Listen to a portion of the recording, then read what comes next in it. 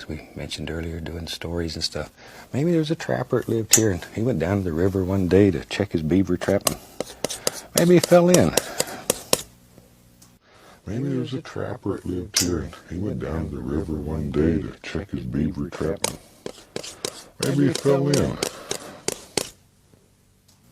Who knows? Now we could do a cabinectomy. In other words, just cut it off. Get it the way we want it. Better have a door in our cabin. It's easier to get in and out if you got a door. It's hard climbing through the window sometime.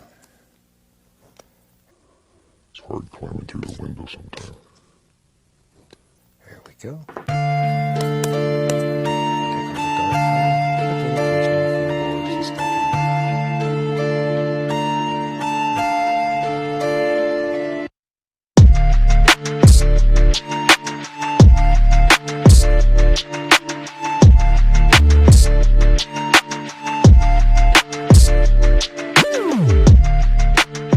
Welcome, and all American Cartel members, Anons, Facebook friends, Twitter followers, random YouTube viewer, BitChute viewer, TikToker, Redditor, GLPer, 4chaner, Rumbler, and anybody else that might be watching. Thanks for joining me. My name is Julio. I am the Theorizing Theorist.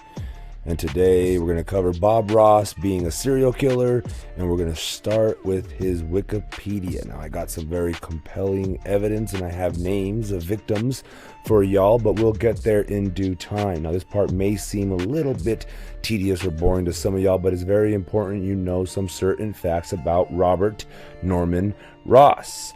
Was an American painter, art instructor, and television host. He was a creator and host of The Joy of Painting, which is, well, anyway, let me just read this through. It's a long video here. An instructional television program that aired from 1983 to 1994 on PBS in the United States, CBC in Canada, and similar channels in Latin America, Europe, and elsewhere. Ross would subsequently become widely known through his posthumous internet presence. Now, I'm curious as to how many of y'all knew that he was in the military. He was actually in it for 20 years, from 1961 to 1981. Now, 1981 is a very important date. Please remember it. He even got to the rank of Master Sergeant.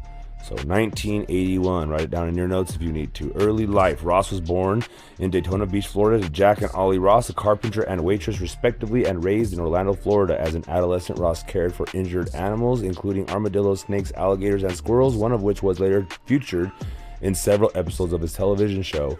He had a half-brother, Jim, who he mentioned in passing on his show. Ross dropped out of high school in the 9th grade while working as a carpenter with his father. He lost part of his left index finger, which did not affect his ability to later hold a palette while painting. In 1961, 18-year-old Ross enlisted in the United States Air Force and was put into service as a medical records technician. He rose to the rank of Master Sergeant and served as the first sergeant of the clinic at Eilson Air Force Base in Alaska. That's very important, where he first saw the snow and mountains that later appear as recurring themes in his paintings. He is very important. That's very important as well, guys. He developed his quick painting technique during brief daily work breaks, having held military positions that required him to act tough and mean. The guy who makes you scrub the latrine, the guy who makes you make your bed, the guy who screams at you for being late to work. Ross decided he would not raise his voice when he left the military. Now let's jump ahead a little bit. The landscapes he painted, typically mountains, lakes, snows, and log cabin scenes, were inspired by his years in Alaska, where he was stationed for the majority of his Air Force career. He repeatedly said everyone has inherent artistic talent and could become an accomplished artist given time, practice, and encouragement. Ross would say, "We don't make mistakes, we just have happy accidents." In 2014, the blog 538, this is important too, analyzed 381 episodes in which Ross painted live, concluding that 91% of Ross's painting contained at least one tree, 44 contained clouds, 39 mountains, 34 mountain lakes, and by his own estimation, Ross completed more than 30,000 paintings, 3 of each one basically. His work rarely contained human subjects or signs of human life. I think once it did, and then on rare occasions he would incorporate a cabin, sometimes with a chimney but without smoke and possibly unoccupied. So I think the cabin is the signal that they have, that he's using to kind of mark which paintings has a body attached to it, if that makes any sense. So go and check to see if you can find any paintings, and maybe shoot me a link to where you found it and I can check it out. Maybe I can link it to another murder. But anyway, together with husband, now check this out, this is how he's affiliated with the CIA. Together with husband Walt A retired CIA operative, Kowalski decided to make Ross the face of a new hobby craft business, a cottage industry of sorts, in the late 1970s and early 80s. So he's affiliated with the CIA, and I want you guys to know that the Bob Ross show, for whatever reasons, it's a phenomenon, if you will, that while it was airing, they had measured the amounts of crimes that would happen. And I want you to see here that he was a traveling salesman, as you can see there under the August 27, 2021. Very important as well. But yeah, the Bob Ross show would increase the amount of violence that would happen out in the public during its time of airing. So whatever that means. Now let's get to the bodies. Porcupine River. Now I want you to see the location of the mouth of Porcupine River. It's right on top of damn near of this Air Force Base. Now what's so specific or significant about this Porcupine River? Well, the painting with the cabin kind of looks like it. I'm not trying to sit here and say, I'm sure at any angle you can make anything fit, but a man vanished on Alaska trapping expedition 46 years ago. His skull was just ID'd. Now, it wasn't just any trapping expedition. It was a beaver trapping expedition. And if you recall what he said in the beginning, right? And if you could only imagine my surprise or lack thereof when I discovered that they found only his skull next to a river. So anyway, snow-covered hills in the Porcupine. Oh, let's read this. His family members remember Gary Frank Southern as a free spirit who spent time in Canada and worked on the Alaska oil pipeline. When he set out on the trip of a lifetime to go trapping in the Alaskan wilderness in fall of 1976, his family understood Sister Ann Bunyan told KTUU. Now, but the 25-year-old from New York vanished sometime over the winter. His family never heard from him again. Now, lots of weird discrepancies going on here in this story. They say a bear got to him because they found markings on his skull, and they even went to say that there were puncture markings that were perfectly, distanced and show that it was a bear. And then you hear other articles, and you're going to read in this article even, it says that his head was just clawed at, scratched. Whatever that means. I guess you could scratch somebody with your teeth. Now, 46 years later, DNA testing on a skull found by a hunter in 1997 has identified Southerner's remains. Now, I want you to know that what's his name died in 95. So less than a year and a half later or 2 years later, they found the body of this guy. His family always suspected that was the case. Bunyan told KTUU they couldn't imagine Southerner, who'd now be 71, would leave them wondering all these years. Confirmation, though, has brought acceptance. That's the life he chose, Bunyan told the station. And not that he chose his death, but he chose a life where that was a possibility. So we just have to allow him to have chosen what he wanted. Now, I don't agree with that being what he was choosing with that possibility. He was just trying to take a trip, a fateful trip, if that. Southerner set out with another man to trap along with the Porcupine River north of the Arctic Circle in fall of 1976. His friend suggested they work together on the same side of the river, but Steve Southern told the Post-Standard that his brother had other ideas. Now, the friend's named Stan, and they don't know any other information about him. Says the family, at least, and I don't know any. So anyway, he was very independent and loved the outdoors, and he liked to do things the way he wanted to do things. Steve told the publication instead the friends agreed to trap on opposite sides of the river, then meet up in the spring to catch a plane out.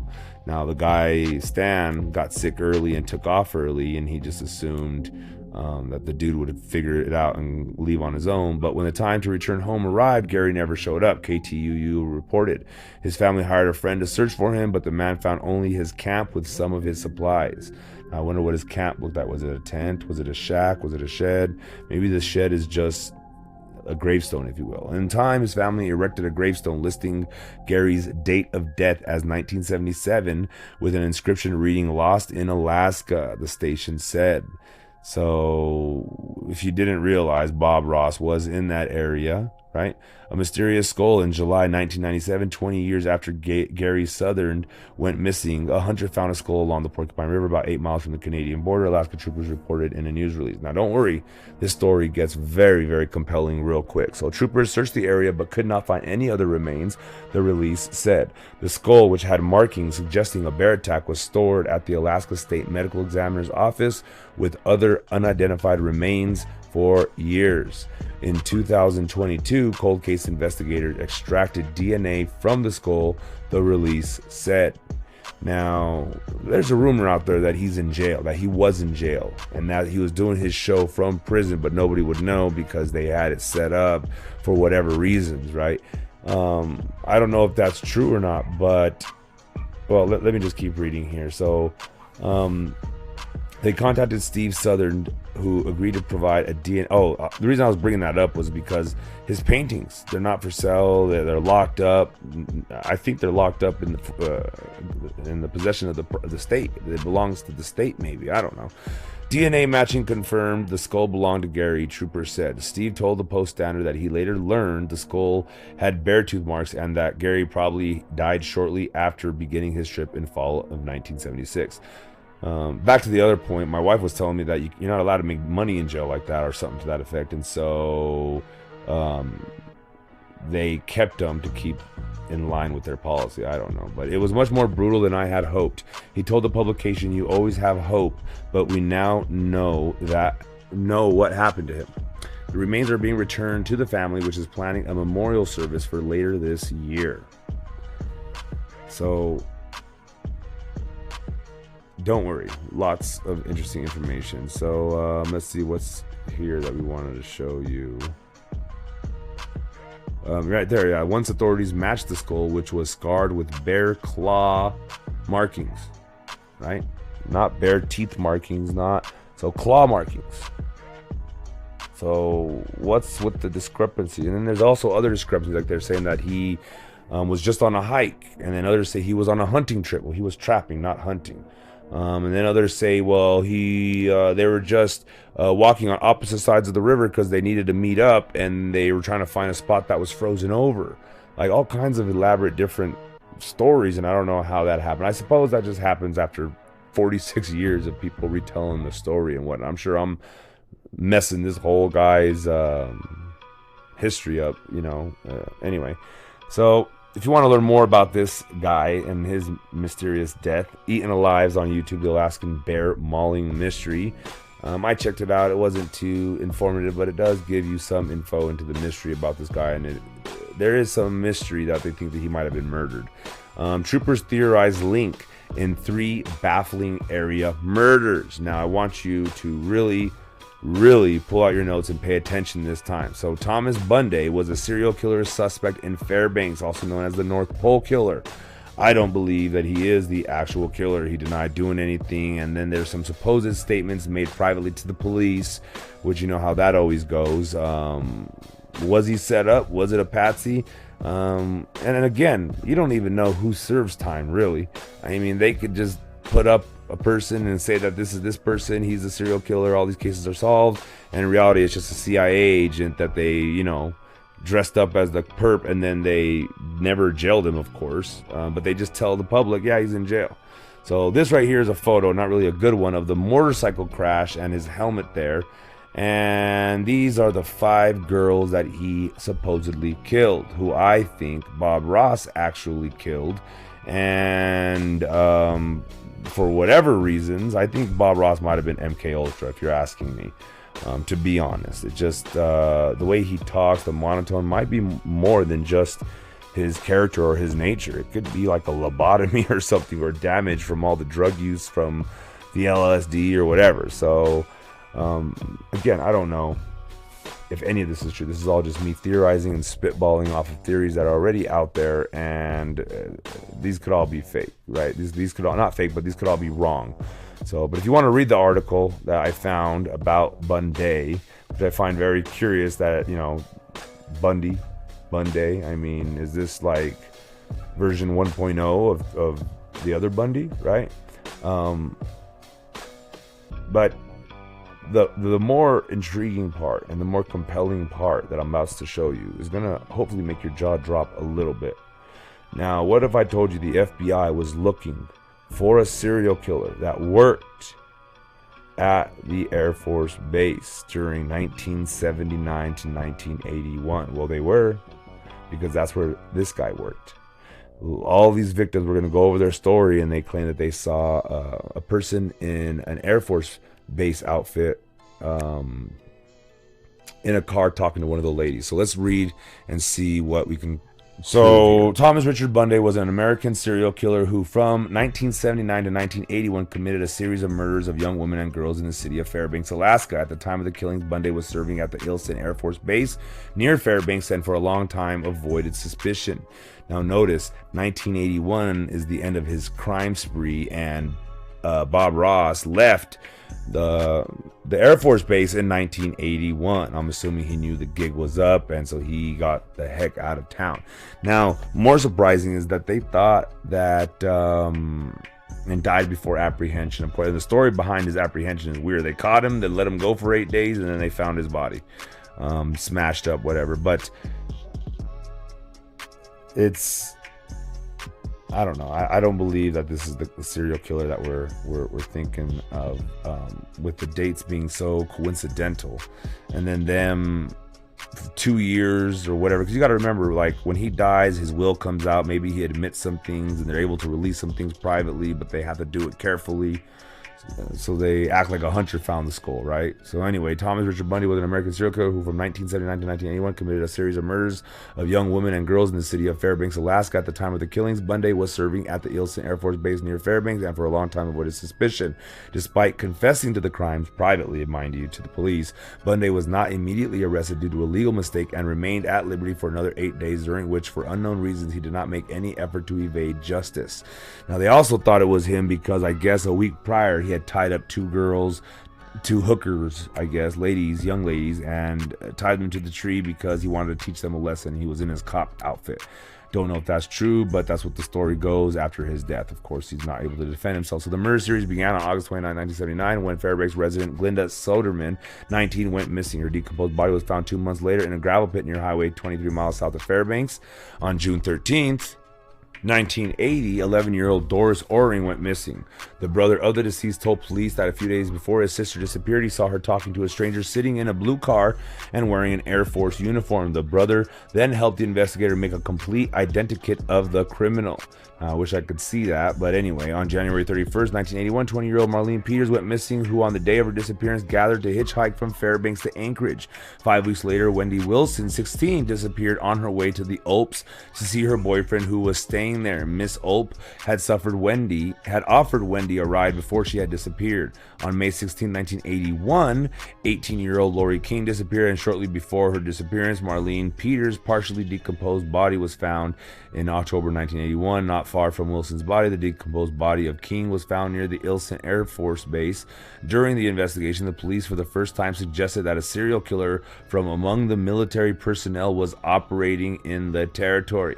So that right there should make everybody's ears perk up. There's a rumor that Bob Ross is a serial killer, and in fact, they were suspecting there was a serial killer operating in the same secluded or isolated Air Force Base area as he was for 20 years. If that isn't a red flag, along with all the other red flags, I don't know what else is. So let me continue reading.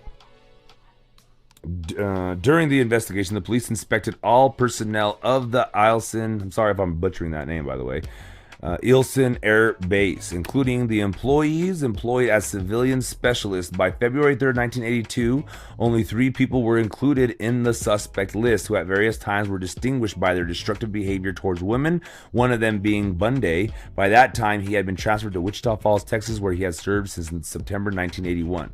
So if they're walking around the base asking all these questions, Ross heard this, takes off, right?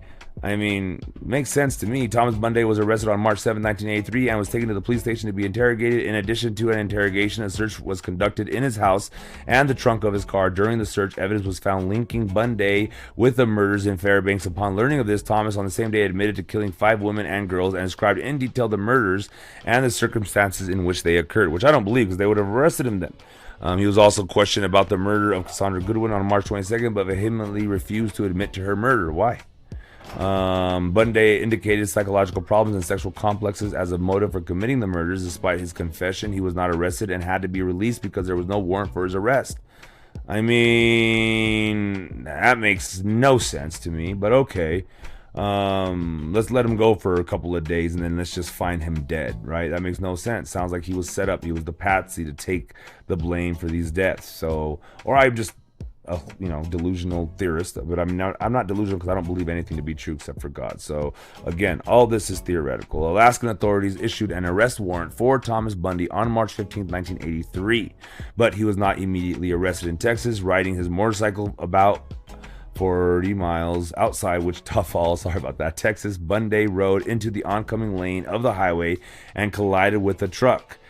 He died almost instantly. The incident was subsequently recognized as a suicide, which was retarded because an hour before that, he had filed his tax return. Why do you care about filing taxes if you're just going to commit suicide? I guess maybe it's possible he decided to commit suicide after filing his taxes. He said, you know what? I'm out of here. The gig is up. I'm out of here. They already got me.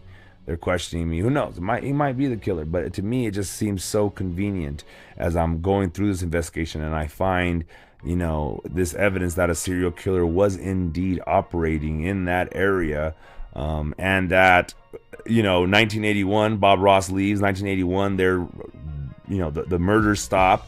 And in 1980, whatever, they're questioning all these people in early 1981. So it kind of leads me to believe that Bob Ross got scared and took off, right? Or maybe they caught him and they told him, you know what, we can use you.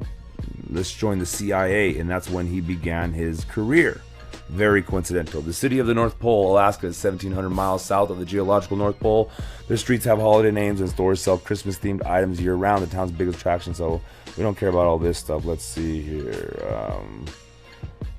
So yeah, 5 females were murdered in the small community from 1979 to 1981. And I believe that this serial killer was operating well before that and even after that, but in 1981 he was out of that state. But before 1979, maybe he was just gearing up and he was building up one a year, and it finally ended up to being, he couldn't control his impulses, which is kind of crazy to think about Bob Ross not being able to control his impulses. The man is like the poster child of calmness, right? So let's read a little bit more about these poor victims. Glenda Sodeman, 19, vanished from her home in Northpole on August 29th, 1979. Glenda was a newlywed and the daughter of an Alaska state trooper. That is weird.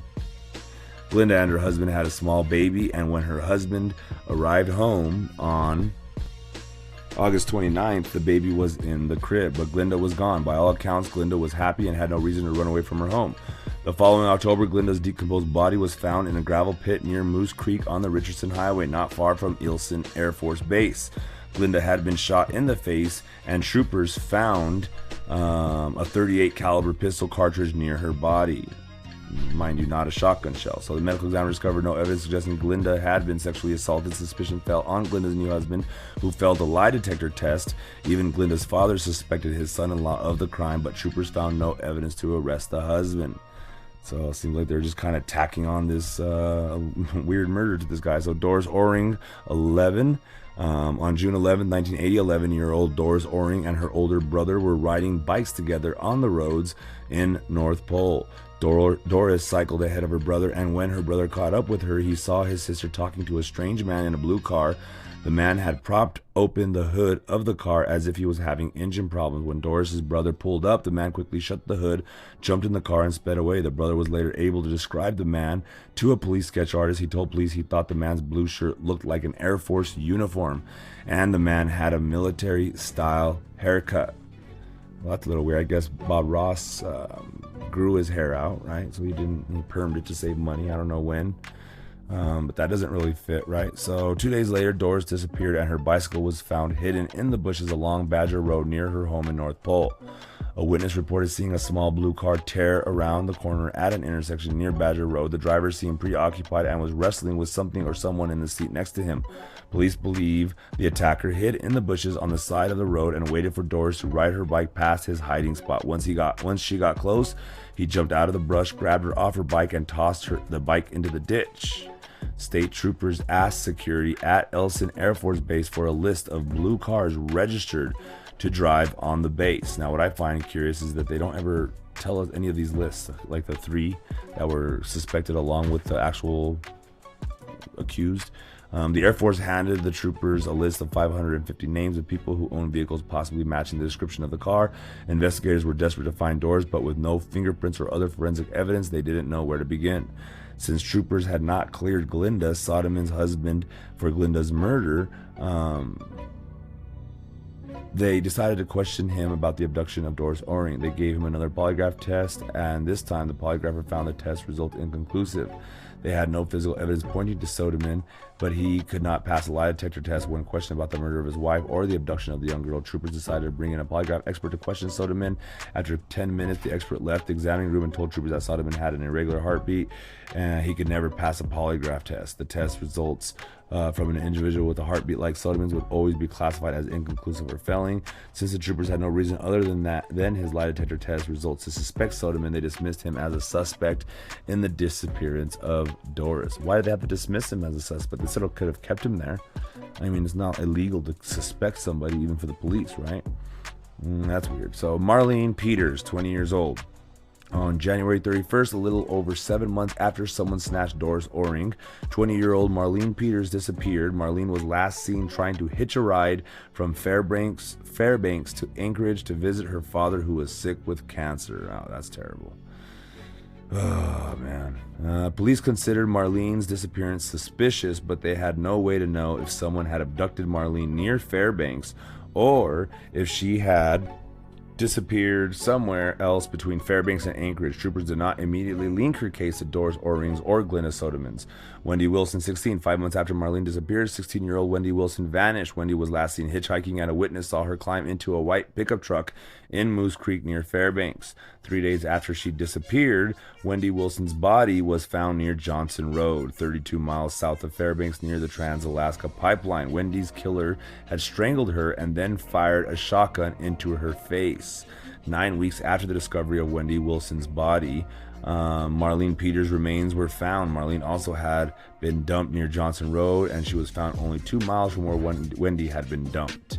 And another thing I know, wait till you find out what the guy that they're accusing of, the Northpole killer, what he was able to do here in a minute with satellites, I guess. So 3 days after she disappeared, Wendy Wilson's body was found near Johnson Road, 32 miles south of Fairbanks near the Trans-Alaska Pipeline. Wendy's killer had strangled her and then fired a shotgun into her face.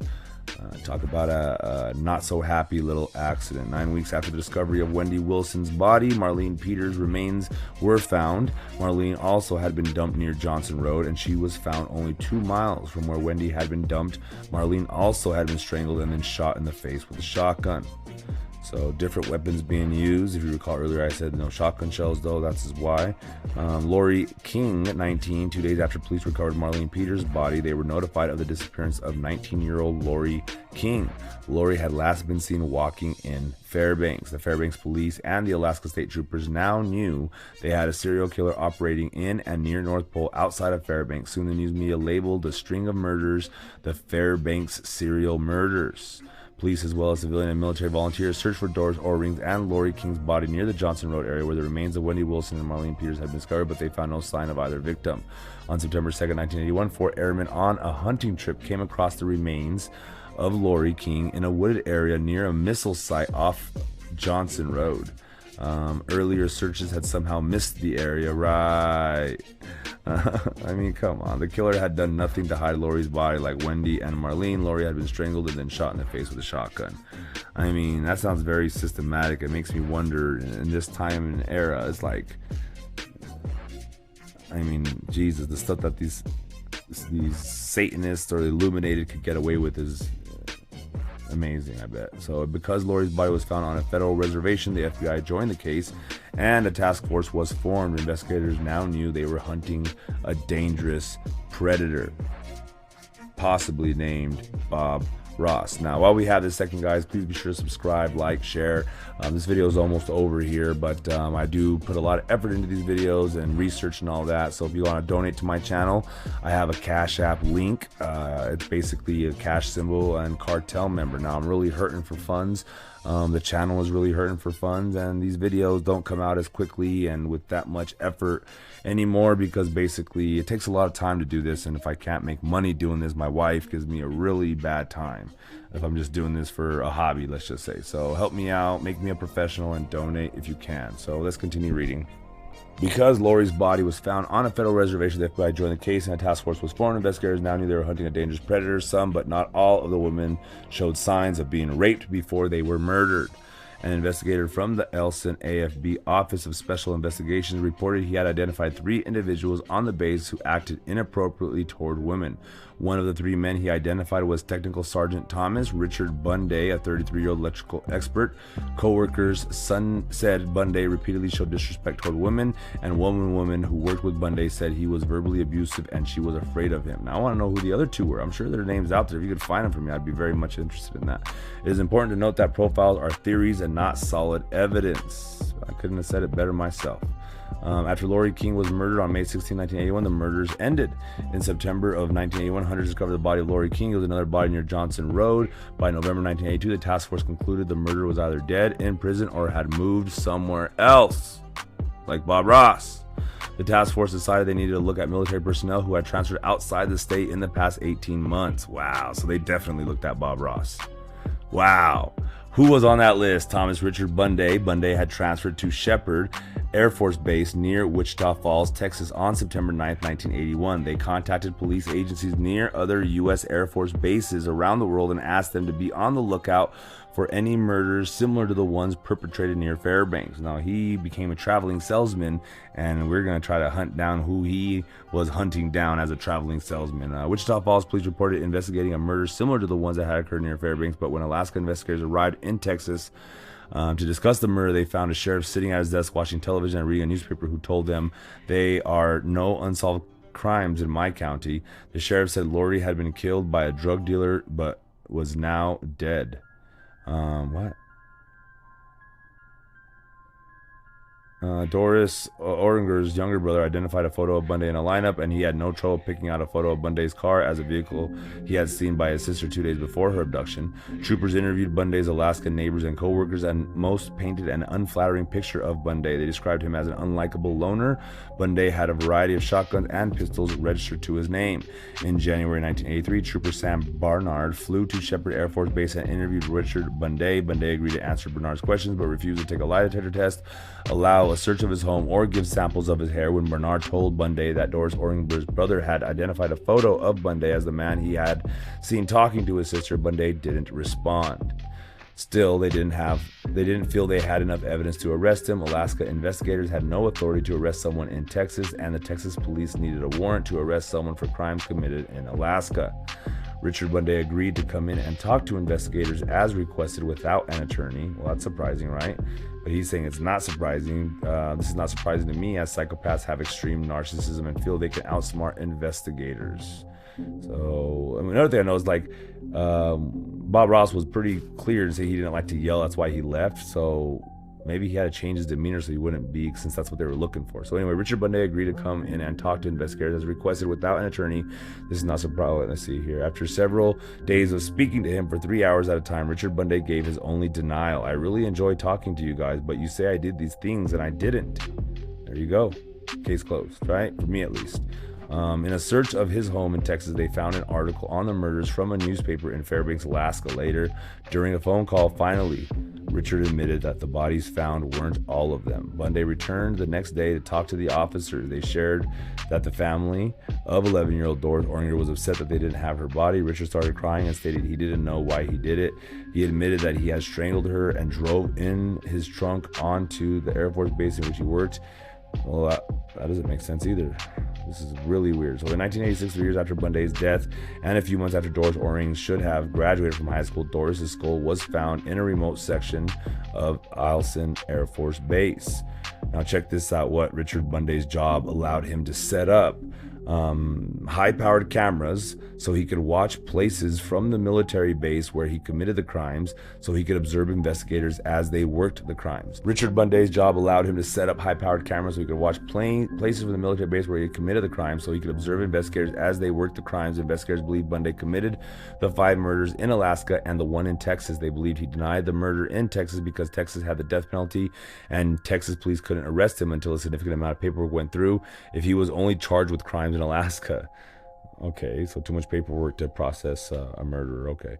The Alaska troopers had a problem. They had no power to arrest him outside of Alaska. All flights headed from Texas to Alaska have a layover in Seattle. If Bunday decided to go to Alaska, he could freely walk. Hearing of the dilemma, the Texas governor gave them access to a private jet that would make a direct flight to Alaska on March 16th. Very weird. So the governor private jetted them in and then he died. March 16, 1983 was dark and eerie. There were tornado watches throughout Texas. Bunday had slipped by the security guards and escaped surveillance. Right. That makes sense. After first dropping off his taxes at H&R Block. That makes sense. Bunday took the Sons of Anarchy ending. I guess he didn't want to get hit with a collection bill or audit up in heaven, right?